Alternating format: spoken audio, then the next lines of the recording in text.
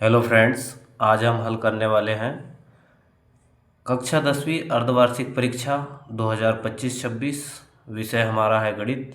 हमने 10 प्रश्न तक कर चुके हैं, तो अब हम सीधे करेंगे प्रश्न नंबर 11 को हल। तो चलिए हम प्रश्न नंबर 11 को हल करते हैं। हमारा प्रश्न नंबर 11 है, जैसे कि हमको स्क्रीन पर दिख रहा है कि आकृति में tan p ऋण cot r का मान ज्ञात कीजिए। ये हमको आकृति दी है, इसको हमको हल करना है और इसको किस तरीके से हल करना है, आइए अब हम हल करते हैं। इसका सॉल्यूशन हम यहीं पर स्क्रीन में करेंगे। इस तरीके से हमको अपनी आंसर कॉपी पे लिख लेना है। इसके बाद हम, ये कौन सा त्रिभुज है, समकोण त्रिभुज है, तो हम लिखेंगे इसमें, इसलिए समकोण त्रिभुज पी क्यू आर में पाइथागोरस प्रमेय से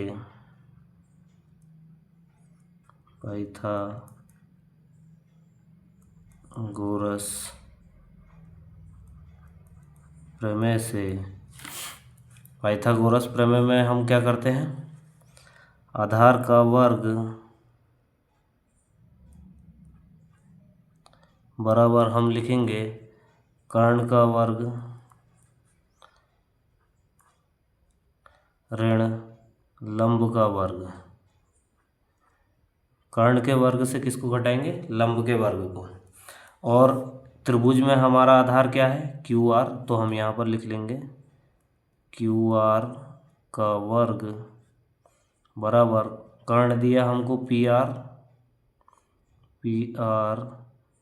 का वर्ग ऋण लंब हमको दिया है 12 पी क्यू, तो हम लिख लेंगे पी क्यू का वर्ग। अब ये तो यहाँ पर जैसे का वैसे ही आ जाएगा, क्योंकि हमको इसको ज्ञात करना है। तो क्यू आर का वर्ग बराबर पी आर का मान कितना है 13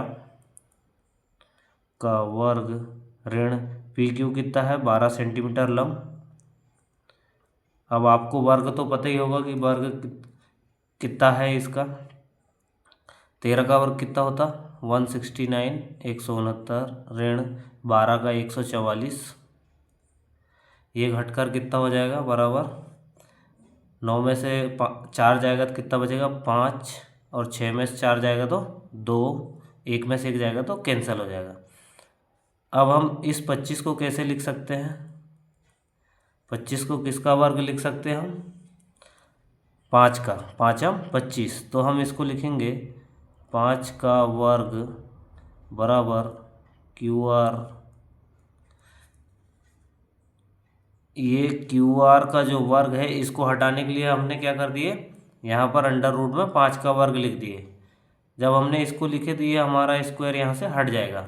अब ये वर्ग से ये करनी कैंसिल हो जाएगी, तो हमारे पास आ गया क्यू आर बराबर 5। तो हमारे पास आधार कितना आ गया, बेस कितना आ गया 5 सेंटीमीटर। और ये हमको क्यों ज्ञात करना पड़ रहा है, क्योंकि आपने देखा होगा tan थीटा बराबर क्या होता है, tan थीटा बराबर क्या होता है, फटाफट बताइए, मैं छोटी सी जगह पे समझा देता हूँ। देखिए, आपने देखे होंगे क्लास में, जब आपने लिए होंगे, लिखा अपन को बताते कि लाल बटे कक्का। ऐसा क्यों बताते हैं, क्योंकि ये साइन का हो जाएगा, शुरू वाले ये 2 है, ये साइन के लिए हो जाएंगे, और ये लास्ट वाले tan के लिए, और ये cos थीटा के लिए। तो tan थीटा के लिए हमारे पास क्या आ जाएगा, tan थीटा बराबर यहाँ पर लंब, L से लंब, A से आधार और K से कर्ण, तो हमारे पास आ गया लंब बटे आधार। और आपको एक चीज़ अच्छे से पता है कि cot थीटा के बराबर क्या होता है, tan थीटा का अपोजिट, मतलब बदल जाएगा मान, तो क्या हो जाएगा आधार। इसलिए हमने सबसे पहले क्या किए, आधार को ज्ञात किए हैं, इसीलिए। तो आइए अब हम ये वाली कोटेशन भी हल करते हैं। कौन सी वाली कोटेशन हल करते हैं, इसको भी यहीं से हल करेंगे अपन, छोटी सी जगह में, क्योंकि पूरा सवाल एक जगह पे दिखता है तो समझ में आता है, वरना नहीं आता है। ये स्टेप यहाँ के बाद की है, तो हम लिखेंगे चूंकि tan थीटा टेन पी ऋण कॉट आर। अब इस पे कैसे मान रखना है, ये थोड़ा सा पेचीदा सवाल है, सवाल यहीं पे फंसा हुआ है, बाकी सवाल कुछ नहीं है। तो इस पे दे रहा है टेन पी, टेन पी हमारे पास दिया हुआ है, और टेन पी कैसे बनेगा अभी मैं बताता हूँ।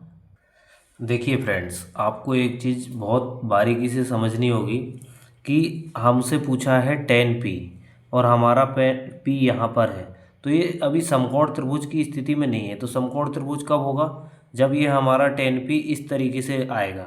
टेन पी मान वो ही रहेंगे, सिर्फ हमारी आकृति बदल जाएगी। कैसे, जैसे कि ये यहाँ पर दिया है तो हमने इसको किस तरीके से घुमा लिए, टेन पी समकोण त्रिभुज बनाने के लिए, तो हमारा पी यहाँ पर आ गया और ये इस तरीके से ऐसे करके राउंड अप हो गया। ये जो त्रिभुज है ये कैसे घूम गया, ऐसे इस तरीके से। तो हमारे पास ये आकृति आई जिसमें आधार हमारा पी क्यू जो डला है वही का वही आ जाएगा 12 सेंटीमीटर, और जो हमारा यहाँ पे क्यू आर डला है 5 सेंटीमीटर, यही रहेगा। इसके बाद हमारा जो कर्ण है पी आर, ये 13 ही सेंटीमीटर रहेगा।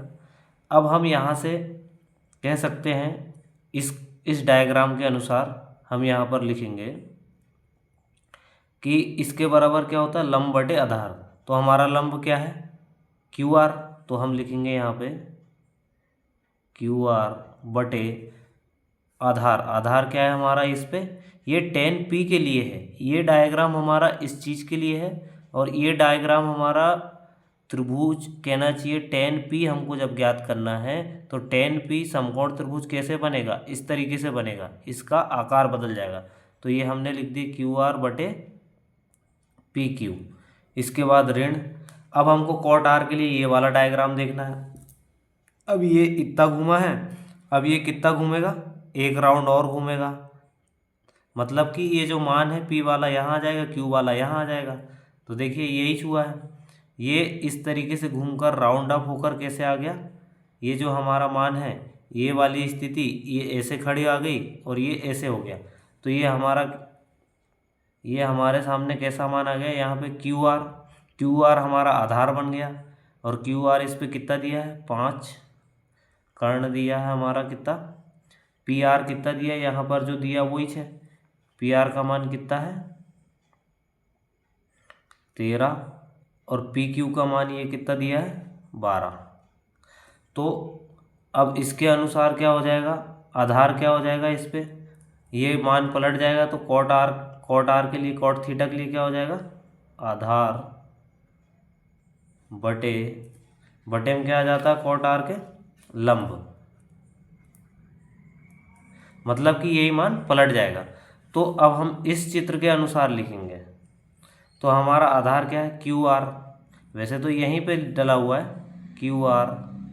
मैंने डायग्राम इसलिए 3 बनाए हैं ताकि ये डायग्राम से हमने ये 10P बनाया, और यही का यही डायग्राम हमारा यही काम आ रहा है, लेकिन मैंने कॉट आर के लिए इसलिए अलग बनाया हूँ ताकि आपको ये समझ में आए कि हमारा एंगल किस तरीके से घूमते जाता है और मान किस तरीके से आता है। तो क्यू आर बटे में क्या आ जाएगा, लंब इसका लंब क्या है पी क्यू। ये वाला डायग्राम समझने की कोशिश करना, जब हम समकोण त्रिभुज 10P बनाएंगे तो इस तरीके से बनेगा। अब हम मान रख देंगे इसमें, तो इसका मान यहाँ से रखना और इसका मान यहाँ से रखना। तो क्यू आर कितना दिया हमको, क्यू आर दिया है हमको 5, पी क्यू दिया है 12, ऋण, अब ये कॉट आर का मान यहाँ से रख देंगे हम, क्यू आर कितना दिया 5 बटे पी क्यू कितना दिया है 12, और ये दोनों एक दूसरे से कैंसिल हो जाएंगे तो कितना आ जाएगा 1, तो 1 नहीं 0, कितना आ जाएगा 0। तो हमारा यही आंसर है।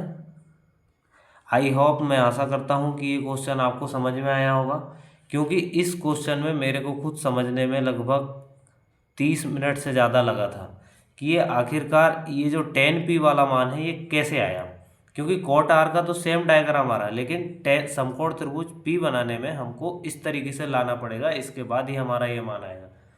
तो हम चलते हैं अगले वीडियो में। आई होप अगला वीडियो और अच्छा रहेगा इससे। अगला क्वेश्चन है प्रश्न 11 का, अथवा यदि 15 कॉट ए बराबर 8 हो तो साइन ए और सेक ए का मान ज्ञात कीजिए। तो आइए दोस्तों हम सीधे सीधे सवाल पे ही चलते हैं और उसको हल करने की कोशिश करते हैं। तो आइए दोस्तों हम इसका हल करते हैं, हल निकालेंगे। हमको दिया है, हम लिखेंगे पहले दिया है, क्या दिया है, 15 कॉट ए बराबर 8। इसको हम कैसे लिख सकते हैं, कॉट ए बराबर 8 के बटे में क्या आ जाएगा 15। और इसी का हम क्या कर लेंगे, डायग्राम बना लेंगे एक छोटा सा। ये हमारा डायग्राम रेडी हो गया। देखिए आप सवाल में ही आंसर छिपा होता है, बस उसको स्टेप बाय स्टेप फॉलो करना है। और अगर समझ में नहीं आए तो दोबारा से हमको देखने की कोशिश करना चाहिए। अब हम इसमें नामकरण कर लेंगे। नामकरण यहाँ पे ए बी सी। अब 8 क्या होता है, कॉट थीटा बराबर क्या होता है, यहाँ पर लिख देता हूँ मैं, कॉट थीटा बराबर आधार बटे लंब। तो आधार क्या हो जाएगा हमारा ऊपर वाला, इसका मतलब ये 8, और लंब क्या हो जाएगा हमारा ये वाला, तो 15 सेंटीमीटर। हमको क्या ज्ञात करना है अभी वर्तमान में, ये ज्ञात करना, फिर आगे सवाल खुद ब खुद होते जाएगा। अब हम इसमें क्या करेंगे, इस पे मैंने ये आपको बता ही दिया है कि क्या क्या होता है। इसके बाद हमारा आधार कितना हो जाएगा, आधार के बराबर में हो जाएगा हमारा 8, और लंब के बराबर में हो जाएगा हमारा 15। ठीक है। इसके बाद हम लगाएंगे समकोण त्रिभुज। समकोण त्रिभुज ए बी सी में पाइथागोरस प्रमेय, पाइथागोरस प्रमेय से। ठीक है, ये आप लिख लेना। अब हमारा आएगा पाइथागोरस प्रमेय में हम क्या करते हैं, हमको क्या ज्ञात करना है, कर्ण। तो हम सबसे पहले लिखेंगे कर्ण का वर्ग बराबर, इसके बाद हम लिखेंगे आधार का वर्ग प्लस, क्योंकि कर्ण जो है सबसे लंबी रेखा होती है, इसके लिए ये प्लस होता है, बाकी दोनों चीज़ों में ये घटेगा। तो यहाँ पर क्या आ जाएगा, लंब का वर्ग। अब हम कर्ण का मान रखेंगे, कर्ण ज्ञात करना है, तो क्या आ जाएगा, AC का वर्ग बराबर आधार अपना कितना है, AB का वर्ग प्लस क्या आ जाएगा अपना, लंब क्या है, BC का वर्ग। इस तरीके से हमने लिख लिए। अब हम इस पे मान रखेंगे, AB का मान कितना दिया है, 8 का वर्ग प्लस BC का मान 15 का वर्ग। अब 8 का वर्ग कितना होता है, 8 8 64। 15 का वर्ग होता है 225, और इन दोनों को जोड़कर कितना आ जाएगा, 4 और 5 9, इधर ही कर देते हैं, 4 और 5 9, 6 और 2 8, और 2 का 2, ये AC का वर्ग। इसको हम क्या लिख सकते हैं, इसको हम आगे लिख सकते हैं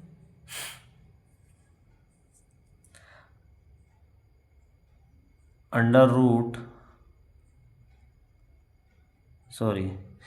इसको हमको कम करना है, इसको हटाना है। तो ये कितने का वर्ग है, 289 कितने का वर्ग आता है, 17 का।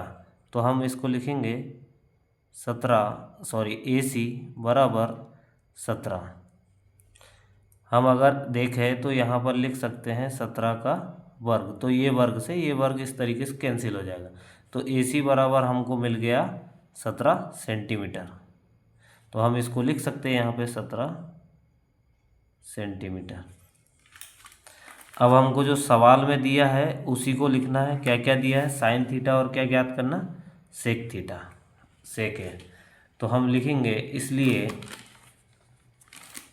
इसलिए मैं एक ही पेज में इसलिए हल करा रहा हूँ ताकि आप स्क्रीनशॉट भी ले सकें इसका। इसलिए हम लिख सकते हैं साइन थीटा साइन ए सॉरी बराबर साइन ए बराबर क्या होता है, आप देखोगे ये एल ए एल लाल बटे कक्का के ए। साइन के लिए हम शुरू वाला यूज़ करेंगे तो क्या आ जाएगा, लंब बटे कर्ण, लंब बटे कर्ण। और इस पे क्या डाला है, लंब क्या डाला है, बी सी बटे कर्ण क्या है, ए सी। आगे क्या आ जाएगा, बी सी कितना दिया 15 बटे 17, ठीक है। इसके बाद हमारा क्या है, और क्या है, और पे हम लिखेंगे सेक थीटा सेक ए बराबर। अब आपने देखा होगा कि ये सेकंड नंबर किसके लिए है, कॉस के लिए। तो कॉस का उल्टा क्या होता है, सेक होता है, सेक थीटा। तो हम क्या लिखेंगे, पहले कर्ण बटे, फिर इसके बाद क्या आ जाएगा, आधार, अपोजिट आएगा कॉस के अपोजिट, तो कर्ण बटे आधार, सॉरी ए, कर्ण बटे आधार। और इस पे क्या डला है, कर्ण क्या डला, ए सी बटे आधार क्या है, ए बी। अब हम मान रख देंगे, तो मान रखेंगे तो ए सी कितना डला है 17 बटे ए बी कितना डला है 8। तो इस तरीके से हमको ये मान प्राप्त हो जाएंगे और यही हमारा पूरा आंसर है। तो आपने देखा, अगर नहीं समझ में आया हो तो देख लीजिए, हमको ये क्वेश्चन दिया था, हमने क्या किया, इसको जैसे का वैसा लिखा। इसके बाद यहाँ से हमने 15 का क्या किए, पक्षांतर किए। यहाँ पर आप लिख सकते हो याद रखने के लिए, ताकि अगले सवाल में आपको काम आए। तो हमने यहाँ पे 15 का पक्षांतर किए तो ये यहाँ पे बटे में आ गया, और इसी को हमने क्या कर दिया, डायग्राम में सेट कर दिए। डायग्राम बना के कि भाई हमारे पास आधार कितना 8 सेंटीमीटर है, लंब हमारे पास कितना 15 सेंटीमीटर, और ये किस आधार पे किए, कॉट थीटा बराबर आधार बटे लंब, इसके आधार पे। इसके बाद हमने समकोण त्रिभुज ए बी सी में पाइथागोरस प्रमेय से किया। हमको कर्ण सबसे बड़ी भुजा ये ज्ञात करनी थी, तो कर्ण का वर्ग किए बराबर आधार का वर्ग प्लस लंब का वर्ग। इसके बाद हमने यहाँ पर मान रखा इस तरीके से। फिर यहाँ पर ये 290 आया, इस वर्ग को हटाने के लिए हमने 17 का वर्ग लिखा, तो वर्ग से वर्ग कट गया, ए सी 17 सेंटीमीटर आ गया। फिर हमारा साइन थीटा बराबर, हमने साइन थीटा बराबर हमने देखा है कि भैया हमारा लंब बटे कर्ण होता है, तो हमने लिख दिया लंब बटे कर्ण। फिर यहाँ पर लंब क्या है बी सी, फिर कर्ण क्या है ए सी, ये लिख दिया, इसका मान लिख दिया, ये आ गया। इसके बाद सेक थीटा आया, सेक थीटा हमसे पूछा था ये सेकंड नंबर पे। इसके बाद हमारा कॉस थीटा का अपोजिट क्या होता है, कॉस थीटा बराबर क्या होता है सेक थीटा, 1/सेक थीटा। तो उसका उल्टा क्या हो जाएगा, कर्ण बटे आधार। तो हमने लिख दिए कर्ण बटे आधार, और ये यहाँ पे कर्ण क्या है ए सी और आधार क्या है ए बी, तो हमने उनका मान रख दिए, और यही हमारा आंसर है। आशा करता हूँ कि ये सवाल आपको कहीं ना कहीं काम आएंगे। अब हम बढ़ते हैं अगले सवाल पे। अगला सवाल हमको दिया है कि प्रश्न 12, एक बिंदु Q से एक वृत्त पर स्पर्श रेखा की लंबाई 24 सेंटीमीटर तथा Q की केंद्र से दूरी 25 सेंटीमीटर है, तो वृत्त की त्रिज्या ज्ञात कीजिए। तो आइए हम पेन कॉपी से करते हैं इस सवाल को भी। देखिए सबसे पहले हम क्या करेंगे कि हमको बोला कि भाई वृत्त के बारे में बोला, तो सबसे पहले हम क्या बनाएंगे, वृत्त बनाएंगे। सबसे पहले हम क्या बनाएंगे, वृत्त बनाएंगे एक, ये हमारा हो गया वृत्त। फिर इसके बाद हमको क्या बोला है, केंद्र बोला है, केंद्र का नाम हमने दे दिए ओ। इसके बाद हमको क्या बोला है कि एक बिंदु, केंद्र का नाम क्या रखते हैं, वृत्त में हमेशा ओ ही रखते हैं, आप अधिकतर देखना ओ ही नाम होगा केंद्र का। तो ये हो गया। अब हम प्रश्न पढ़ेंगे कि एक बिंदु Q से एक वृत्त पर स्पर्श रेखा की लंबाई 24 सेंटीमीटर है। किससे, स्पर्श रेखा से। स्पर्श रेखा मतलब मान लो कि हम Q यहाँ मान लेते हैं, हमने Q यहाँ मान लिए, और ये बोल रहा कि वृत्त पर स्पर्श रेखा की लंबाई 24 सेंटीमीटर तथा Q की केंद्र से दूरी 25 सेंटीमीटर। Q की केंद्र से दूरी कितनी है 25 सेंटीमीटर, केंद्र से 25 सेंटीमीटर। तो सबसे पहले हम इसको मिलान करेंगे। ये क्यू की कितने सेंटीमीटर दूरी है, 25, हमने लिख लिया 25। और ये क्या बोल रहा है, एक वृत्त पर स्पर्श रेखा की लंबाई, स्पर्श रेखा वृत्त मान लो हमारा स्पर्श कहाँ कर रहा है, यहाँ पर कर रहा है, इसको हमने यहाँ से मिलान कर दिए। और ये कितने सेंटीमीटर बोल रहा है, 24 सेंटीमीटर। और इसका नाम हमने दे दिए टी, इस बिंदु का नाम क्या दे दिया, टी। और हमको क्या ज्ञात करना है, वृत्त की त्रिज्या, इसको हम यहाँ पे मिलान कर देंगे। और यहाँ पर हमारा क्या बनेगा, एक समकोण त्रिभुज बनेगा।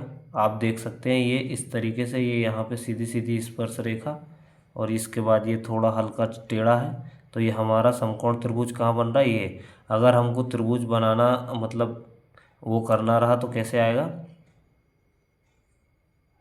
पी क्यू ओ, समकोण त्रिभुज पी क्यू ओ। तो अब हम इसके बारे में लिखेंगे, चूँकि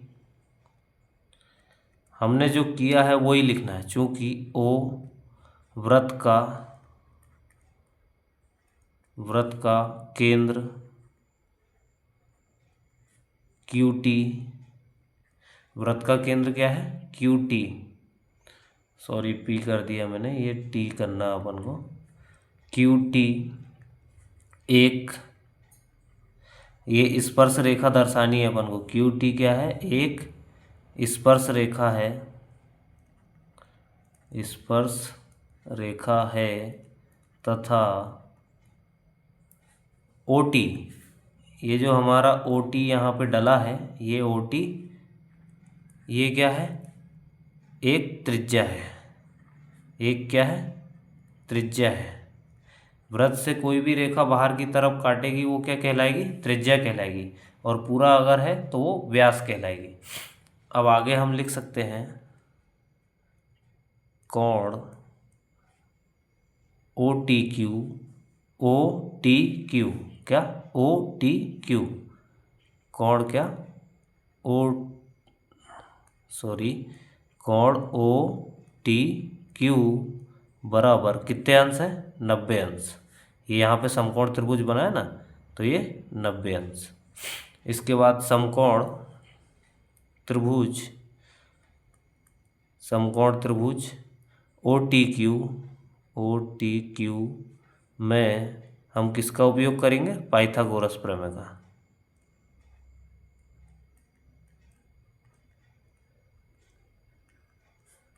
पाइथागोरस प्रमेय से हम हमको क्या निकालना है, ओ टी, मतलब कि हमको लंब निकालना है।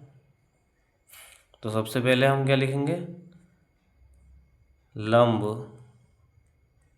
का वर्ग बराबर, इसके बाद क्या लिखेंगे, कर्ण सबसे लंबी भुजा होती है, तो हम लिखेंगे कर्ण का वर्ग माइनस क्या हो जाएगा, आधार। इसको हम इधर साइड भी ले सकते थे, लेकिन ये आधार इस तरीके से नहीं बनता है, तो ये आधार का वर्ग।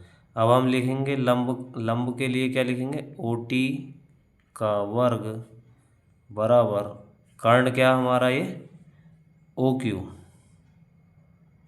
ऋण इसमें वर्ग ऋण यहाँ पर क्या है, आधार क्या है, क्यू टी का वर्ग।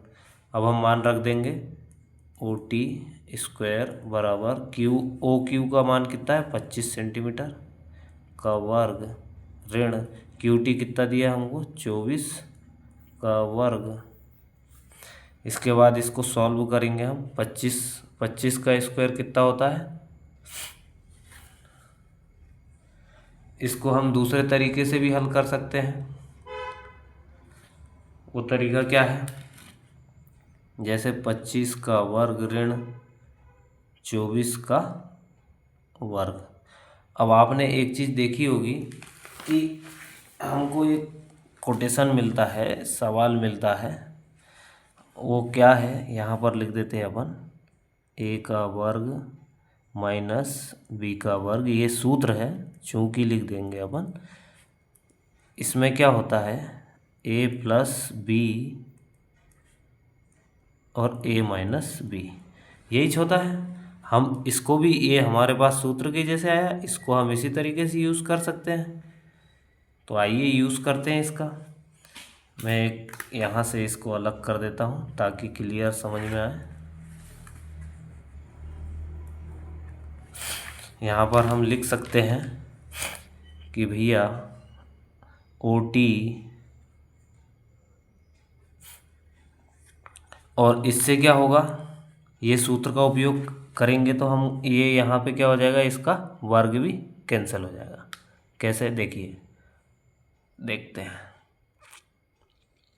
अभी किस तरीके से। पहले हम सूत्र का उपयोग कर लें, ओ टी का वर्ग, इसके बाद 25 प्लस 24, इधर कोष्टक में 25 माइनस 24, यहाँ पर एक बचेगा।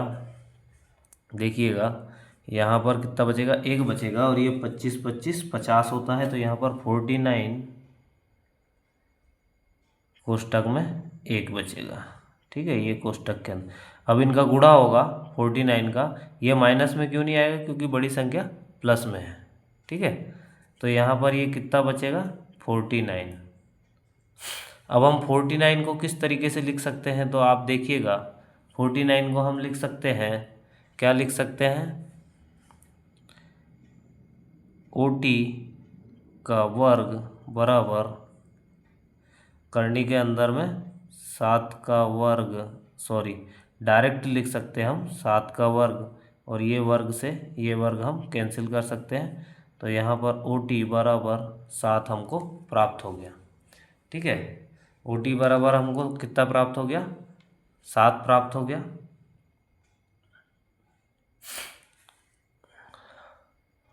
ओ टी बराबर हमको कितना प्राप्त हो गया, 7 प्राप्त हो गया। अब हम यहाँ पर लिख सकते हैं कि भैया हमारे पास दो तो पहले ही से प्राप्त थे हमको, क्या क्या, ओ टी बराबर ये हो गया, ये हमारी त्रिज्या है और यही हमारा आंसर है। ठीक है, क्योंकि हमको ज्ञात क्या था, हमारे पास क्या क्या था, 25 सेंटीमीटर क्या था, ओ क्यू था, ओ क्यू 25 सेंटीमीटर, और इसके बाद में क्यू टी कितना था, 24 सेंटीमीटर, ये हमारे पास ज्ञात था। इसके बाद हमने त्रिज्या ज्ञात करी 7 सेंटीमीटर। आई होप, मैं आशा करता हूँ कि आपको ये सवाल अच्छे लगेंगे और समझ में भी आएंगे। अगर नहीं आए तो कमेंट्स में आप बता सकते हैं, अगली बार मैं और इजी तरीके से समझाने की कोशिश करूँगा। हमने क्या किए, एक बार फिर से की चेक कर लेते हैं। एक बिंदु Q से हमने एक बिंदु, मान लो कि देखिए सवाल करते समय एक बिंदु हमने यूँ ले लिए, एक बिंदु Q से एक वृत्त पर स्पर्श रेखा, वृत्त पर स्पर्श रेखा बोल रहा है, ना कि वृत्त के केंद्र पर। तो हम यहाँ पर एक वृत्त बना लेंगे इसके सामने छोटा सा, और वृत्त का केंद्र कहाँ होता है, बीच में होता। और इसने क्या बोला, स्पर्श रेखा, इस केंद्र पर नहीं बोला, स्पर्श रेखा हमने कहाँ टच कर दिए, यहाँ पे टच कर दिए मान लो। इसके बाद ये इसने क्या बोला है सवाल ने, स्पर्श रेखा की 24 सेंटीमीटर, क्यू की केंद्र से दूरी, क्यू की केंद्र से दूरी, केंद्र से दूरी मतलब अब ये क्यू से ही कोई रेखा जाएगी जो कितने सेंटीमीटर की, 25 सेंटीमीटर की। ये चली गई हमारी 25 सेंटीमीटर की रेखा, यहाँ पर इसको हम 25 सेंटीमीटर कर देंगे। 25 सेंटीमीटर, तो वृत्त की त्रिज्या ज्ञात कीजिए। तो त्रिज्या हमारी कहाँ बनेगी, यहाँ पे बनेगी, और यहाँ पर क्या है, समकोण त्रिभुज बन गया हमारा, और इसका नाम हमने क्या दे दिया, टी दे दिया, और इसका ओ। तो देखिए सवाल यहीं से स्टार्ट होता है, इसके बाद में ये सारी प्रोसेस हमारी ऑटोमेटिकली आ जाती है। तो आइए चलते हैं हम नेक्स्ट सवाल पे। नेक्स्ट सवाल दिया है कि सिद्ध कीजिए कि किसी वृत्त के व्यास के सिरों पर खींची गई स्पर्श रेखाएं समांतर होती है। इस पे हमको क्या ज्ञात करना है, स्पर्श रेखा कैसी होती है, समांतर होती है। तो चलिए अब हम देखते हैं हल करके, इसका सिद्ध करके। पेन कॉपी ले लेते हैं। देखिए प्रश्न 12 दिया था कि सिद्ध कीजिए कि किसी वृत्त के व्यास के सिरों पर खींची गई स्पर्श रेखाएं समांतर होती है। तो सबसे पहले हमको उस पे क्या देखना है, कि किसी वृत्त के सिरों पर खींची गई स्पर्श रेखाएं समांतर होती हैं, किस तरीके से होती है, तो स्पष्टीकरण हमको देना पड़ेगा कि एक वृत्त का व्यास उसके केंद्र से होकर गुजरता है। मान लो कि एक वृत्त है, ये रहा एक वृत्त है जिस पे क्या बोल रहा, केंद्र से होकर गुजरता है, व्यास पूरा ऐसे क्रॉस करता है, तो ये केंद्र है।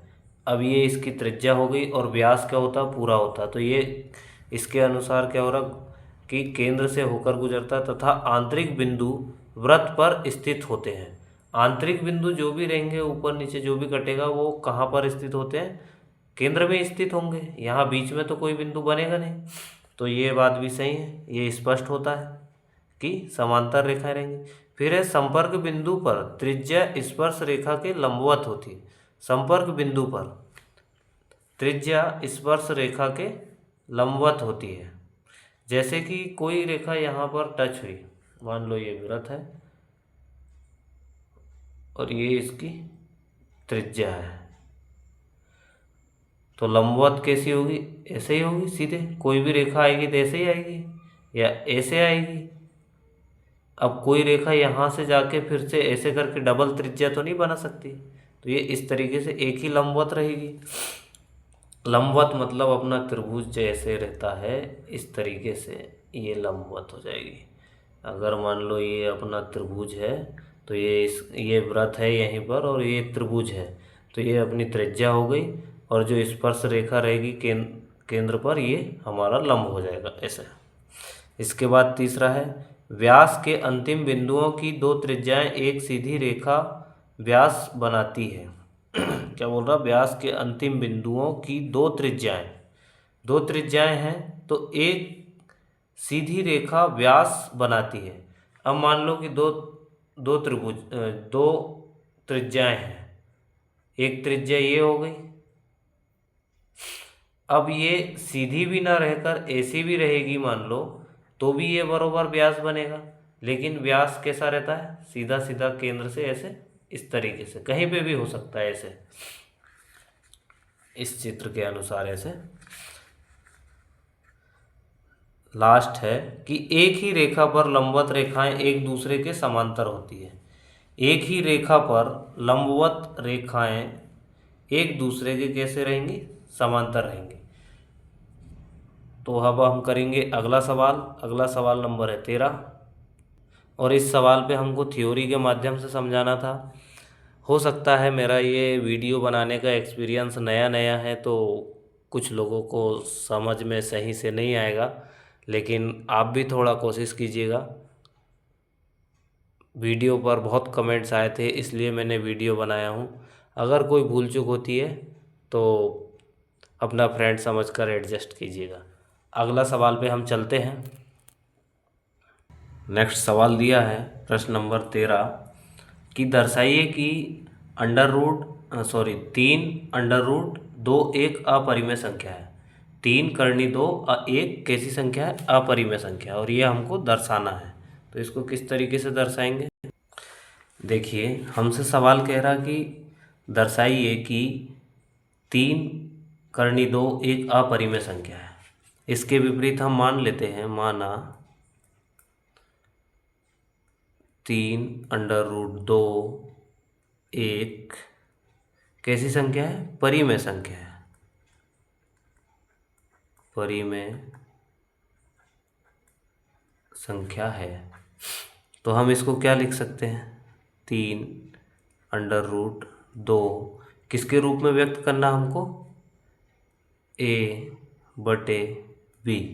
हमको सिद्ध करना है कि भैया ये एक अपरिमेय संख्या है, तो परिमेय संख्या को हम किसके रूप में लिखते हैं, a/b, और हमने माना है।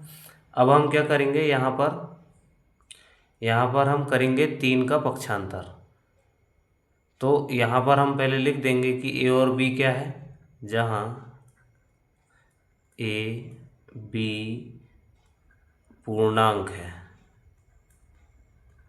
अब हम करेंगे इसका पक्षांतर, तो क्या हो जाएगा, √2, ये 3 इधर चले जाएगा तो क्या हो जाएगा, बटे में a/3b। ठीक है, इसके बाद हम लिखेंगे कि A/3 B क्या है, एक परिमेय संख्या है। कैसे? एक परिमेय संख्या है। क्यों है? क्योंकि ये A और B के रूप में प्राप्त हुई है। क्योंकि A B क्या है, पूर्णांक है। ठीक है, लेकिन √2 करनी 2 एक अपरिमेय संख्या है। हम √2 को A/B के रूप में लिख सकते क्या? नहीं लिख सकते। तो अब हम ये लिख सकते हैं कि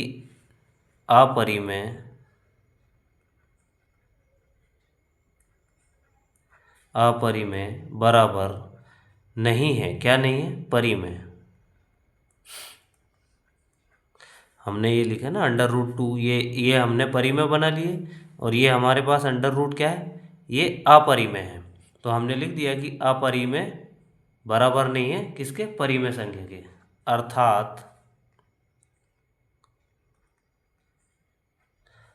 अर्थात हमारी कल्पना कैसी रही? त्रुटिपूर्ण भी है। हमारी कल्पना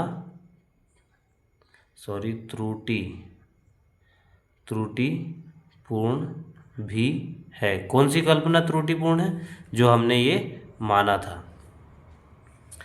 इसके बाद हम लिख सकते हैं, इसलिए करनी 3/2 एक कैसी संख्या है? अपरिमेय संख्या है। अपरिमेय संख्या है। यही हमको सिद्ध करना था इस तरीके से। ठीक है दोस्तों, ये आप पूरा देख लीजिए। सबसे पहले हमने क्या किए, माना 3√2 एक अपरिमेय संख्या है। फिर इसको हमने लिखे कि भाई ये किसके रूप में हमको व्यक्त करना? A और B के रूप में, A/B के रूप में, जहाँ A और B हमने क्या लिए? पूर्णांक लिए। इसके बाद हमने 3 का क्या किए? पक्षांतर किए। फिर हमने इसको लिखे कि भाई ये एक क्या है? एक परिमेय संख्या है, क्योंकि A और B क्या हमारे पास? पूर्णांक है। लेकिन हमारा जो ये √2 है, करनी 2 है, एक अपरिमेय संख्या है। अपरिमेय संख्या बराबर नहीं है। किसके नहीं है बराबर? परिमेय संख्या के। ये तो परिमेय बना लिया हमने, लेकिन बराबर नहीं है अपरिमेय। अर्थात हमारी कल्पना कैसी रही? त्रुटिपूर्ण भी है। हमने जो ये कल्पना की थी, माना था कि भाई ये एक परिमेय संख्या, ये हमारी कैसी रही? त्रुटिपूर्ण रही। इसलिए हम लिख सकते हैं कि 3√2 एक अपरिमेय संख्या है, और यही हमारा आंसर है। अगले क्वेश्चन पे चलते हैं। प्रश्न 13 का अथवा दिया है। क्या दिया है? संख्या 156 को अभाज्य गुणनखंडों के गुणनफल के रूप में व्यक्त कीजिए। तो आइए हम इसको अभाज्य गुणनखंड के रूप में व्यक्त करते हैं। और उसके लिए सबसे पहले हमको क्या करना होगा? इसको हल करना होगा। कैसे? हल 156 का अभाज्य गुणनखंड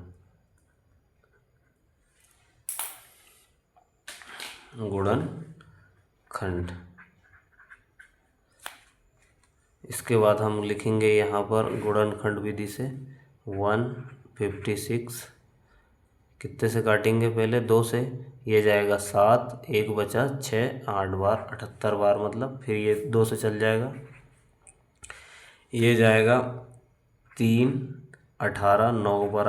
देखो कैसे काटते हैं, शुरू संख्या काटो पहले। कितनी बार कटा? 7 दूनी 14 मतलब 7, 1 बचा 16, तो 16 कितनी बार जाएगा? 8 बार ये आ गया। इसके बाद यहाँ पे 3 बार गया साथ में, 1 बचा 18, 18 में कितनी बार गया? 9 बार। इसके बाद यहाँ पर हम लिख लेंगे कितने बार जाएगा? ये 3 से जाएगा, 3 एकम 3 और 3 तिरी का 9, 3 तिया कितना 9, तो 3 आ जाएगा। अब 13 किससे जाएगा, 13 ही से जाएगा, तो यहाँ पर 1।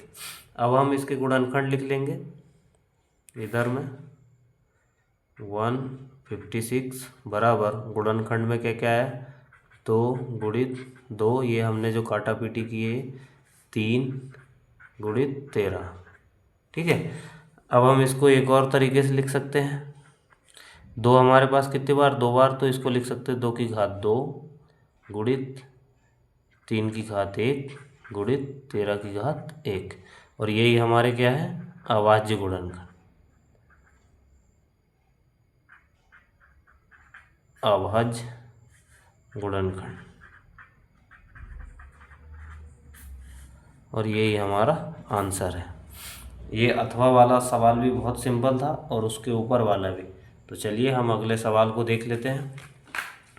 अगला सवाल हमको दिया है कि निम्न रेखिक समीकरण युग्म को हल कीजिए।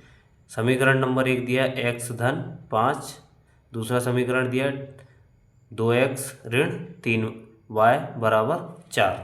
तो इसको हल करना है, चाहे जैसे हल कर सकते हैं इसको।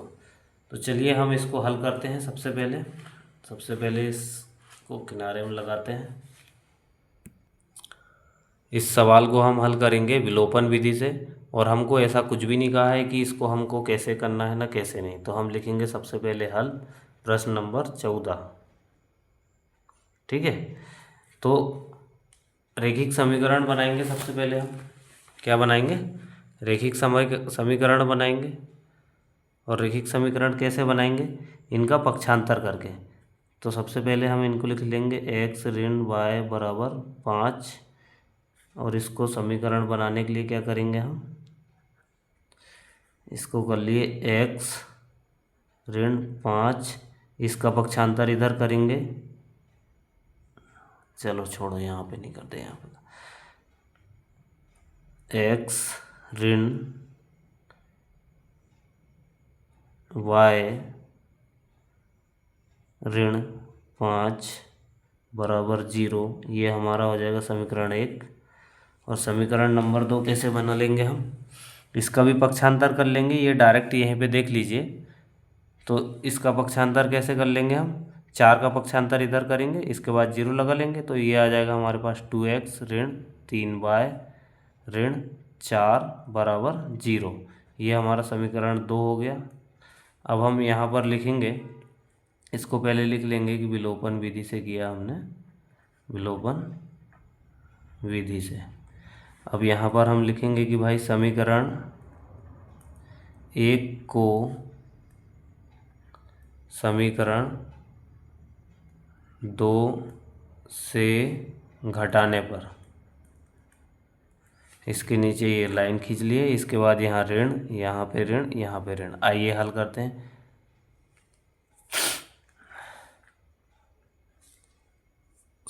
पहले हमको इनको बराबर करना पड़ेगा। तो बराबर करने के लिए क्या करना पड़ेगा, समीकरण 1 में 2 का गुणा करेंगे, और इस पे समीकरण 1 पे समीकरण 2 पे हमको किसी का गुणा नहीं करना, एक ही का, जैसे का वैसे आ जाएगा।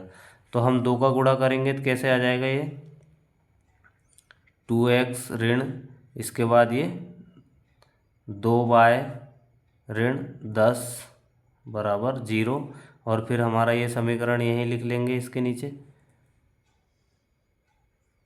2x ऋण 3y ऋण 4 बराबर 0। देखिए आपको लगता होगा कि ये गलतियां हो जाती है, मैं एक साथ इतने सारे सवाल कर रहा हूँ इसलिए ये छोटी छोटी गलतियां हो रही है। तो इनको इग्नोर करके आप सवाल पर फोकस करना। तो ये समीकरण नंबर हमारा हो जाएगा 3, और ये हमारा समीकरण 2।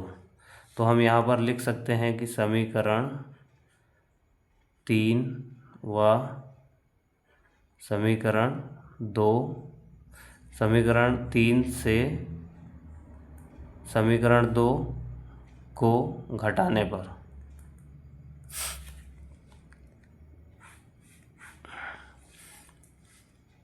तो ये ऋण ऋण ऋण ये कैंसिल हो जाएगा।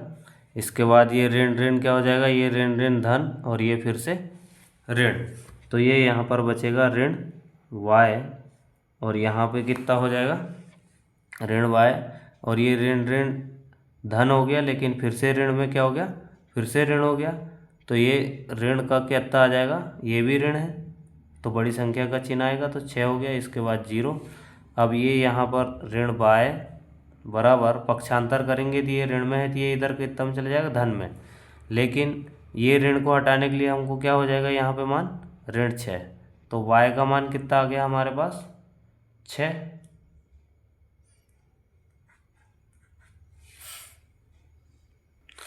प्रश्न नंबर 14 का हल हम फिर से ही करेंगे। मैंने यहाँ पर ऋण लिख लिया था, इसकी वजह से पूरा सवाल खराब हो गया। अब हम फिर से की फटाफट कर लेते हैं। तो इसको रैखिक समीकरण हम बना लेते हैं पहले ही। कैसे बनाएंगे इसको हम देख लेते हैं। समीकरण 1 इसको मान लिए, और ये समीकरण 2, ठीक है। इस पे हम क्या करेंगे, समीकरण 1 में 3 का गुणा, और समीकरण 2 में कितने गुणा करेंगे, 1 से, ठीक है। तो 3 का गुणा करेंगे तो कितना आ जाएगा, 3x प्लस 3y बराबर 15। फिर इसके बाद 1 का गुणा करेंगे, 2x माइनस 3y बराबर 4। अब इनको एक दूसरे से घटा देंगे, सॉरी इनको जोड़ते हैं, तो ये हमारा आ जाएगा समीकरण 3, समीकरण 4। तो हमको यहाँ पर लिखना पड़ेगा समीकरण 3 प्लस समीकरण 4, इस तरीके से हम लिख लेंगे, ठीक है। और इसको यहीं पे क्रॉस कर लेंगे, तो ये ऋण सॉरी जोड़ना है, जोड़ जोड़ जोड़, तो ये यहाँ पर जुड़ेगा तो 5x, ये क्रॉस हो जाएंगे, कट हो जाएंगे, इसके बाद बराबर ये कितना हो जाएगा, 19, सॉरी ये 5 मेरा गलत हो गया। अब इसका पक्षांतर करेंगे तो x बराबर 19/5। अब हम इस x के मान को समीकरण किसी में भी रख सकते हैं। जैसे कि हमारे पास ये समीकरण है, तो सबसे पहले हम इसी पे रख लेते हैं। हमारा समीकरण 1 क्या था, ये आप देख लीजिए, समीकरण 1 क्या है, ये है। तो हम लिखेंगे कि x का मान समीकरण 1 में रखने पर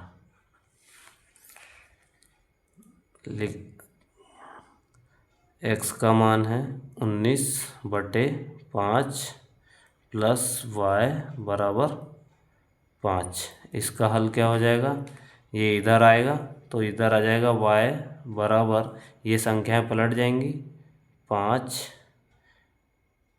ऋण संख्या पलट कर क्या हो जाएंगी, ये अल्टी पल्टी हो जाएंगी। तो यहाँ पर कितना हो जाएगा, सॉरी पहले तो हमको इधर ही सॉल्व करना पड़ेगा। आप ये डायरेक्ट हल देख लीजिए, ये डायरेक्ट हल दिया हुआ है। सबसे पहले हमको समीकरण में इस तरीके से विलोपन विधि से हल करें, इसके बाद में ये समीकरण 1 बनाए, ये समीकरण 2 बनाए। यहाँ पर अपन को समीकरण 1 में 3 से गुणा करना है, फिर इसके बाद 1 से, फिर समीकरण 1 का गुणा 1 का गुणा 3 से, और समीकरण 2 का गुणा 1 से करने पर, इसके बाद ये नए समीकरण आएंगे, इसको जोड़ने पर दोनों को यहाँ पर जोड़ेंगे तो ये कैंसिल हो जाएगा। यहाँ पे 5x, ये 19, ये मान आ गया। इसके बाद हम x का मान कहाँ रखेंगे, समीकरण 1 में।